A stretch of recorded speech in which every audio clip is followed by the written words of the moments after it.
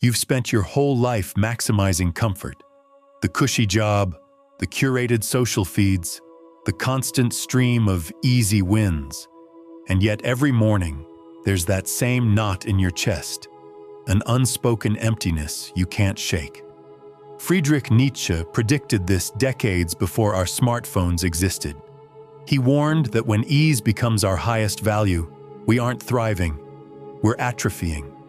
He called these souls the last men, individuals who live safely but never fully live.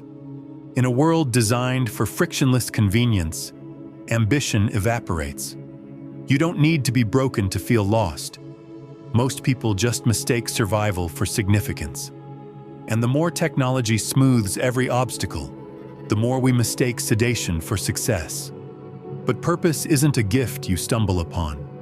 It's a prize you earn by choosing resistance, by inviting challenge instead of avoiding it. Because comfort isn't the absence of pain, it's the enemy of growth. Over the next few minutes, you'll discover 3 essential truths Nietzsche taught us. 1. Diagnosis. Why softness is the real threat to your soul. 2. Mechanism. How convenience erodes your will and identity. 3. Prescription.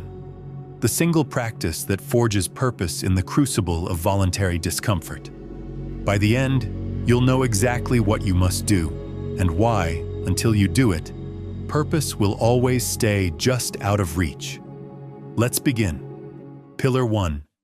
Diagnosis. Softness is spiritual erosion. In Nietzsche's eyes, our era isn't defined by great wars or epic struggles. It's defined by our refusal to struggle at all. We've built a civilization whose highest aim is safety and efficiency. But in doing so, we've engineered away the very tension that sharpens character. He labeled this condition the rise of the last men. These aren't dystopian cyborgs or totalitarian drones. They're people like you and me, comfortable, content, conflict-free. They coast through life. They scroll through feeds. They settle for whatever soothes them in the moment. And because they never push their limits, they never discover what they're capable of. Consider the person who programs her commute, automates her meals, and has algorithms choose her news. On paper, she's maximizing time and minimizing friction. But in her heart, there's no oxygen for ambition, only a slow, creeping boredom. Nietzsche saw that without friction, the soul atrophies. It's like a muscle never tested. Unused, it wastes away. Purpose doesn't emerge in still water. It takes the wrench of adversity to jolt life into motion. If you want purpose, your first task is to recognize softness for what it is. Not comfort, but decay. Take note today of where you've optimized away every challenge and mark it as territory to reclaim. Pillar 2. Mechanism. Convenience numbs the will. When every decision is pre-solved, your inner drive never gets exercised. You stop asking hard questions because you don't need to. You sacrifice self-reliance for rush to comfort. Nietzsche argued that progress without difficulty isn't growth, it's sedation. Imagine an app that predicts your every preference. You save 5 minutes a day, yet you lose 5 minutes of decision-making practice. Multiply that across work, relationships, learning, and you've built a life where your most essential skill, your will, is outsourced. Here's a quick anecdote. A friend of mine started using a budget tracking app that automatically categorized his spending. He thought he'd gain financial clarity.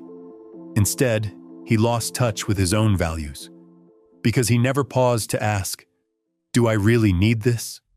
His expenses crept upward. No friction, no check, no awareness. This is the core mechanism of decay. 1. Obstacle removed. Society removes every bump in the road. Fast food delivery, one-click shopping, pre-made routines. 2. Will untested. You no longer flex your capacity to choose, struggle, and adapt. 3. Identity stagnates. Without tests, you never see how far you can push. You settle into a smaller, safer self. But Nietzsche went further. He believed pain, when channeled, is sacred. It's the crucible through which you forge identity. You don't undergo hardship because life is unfair. You welcome it because transformation demands it. Today, identify one domain, productivity, fitness, relationships, where you've automated all the challenge away. That's your proving ground. Voluntarily reintroduce one obstacle, a rule, a constraint, or a deliberate discomfort. Pillar 3. Prescription. Self-overcoming is your practice. Nietzsche never sold feel-good hacks or morning routines.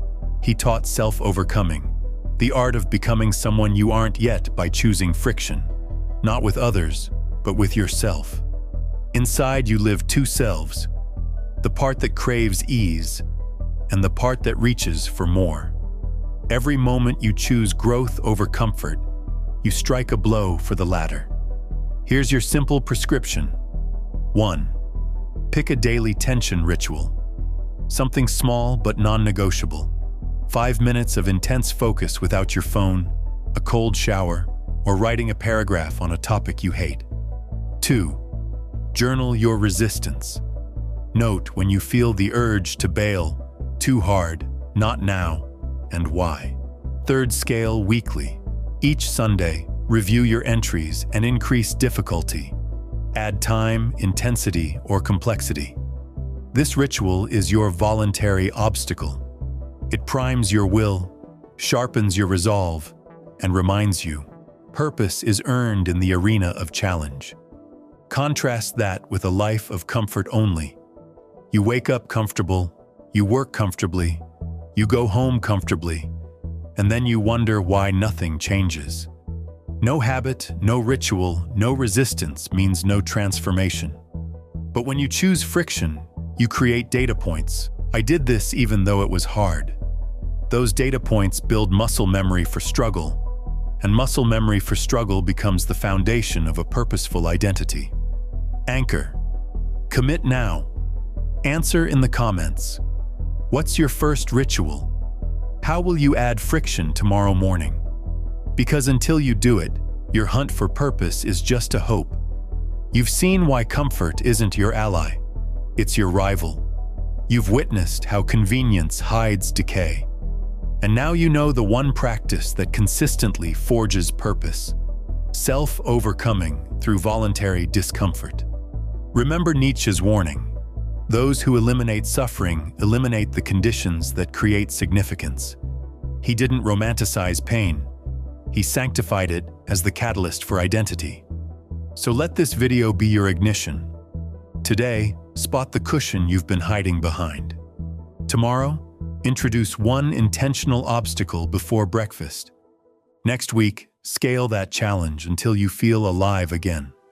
Purpose isn't a hidden treasure waiting under your couch. It's on the other side of the tension you've been avoiding.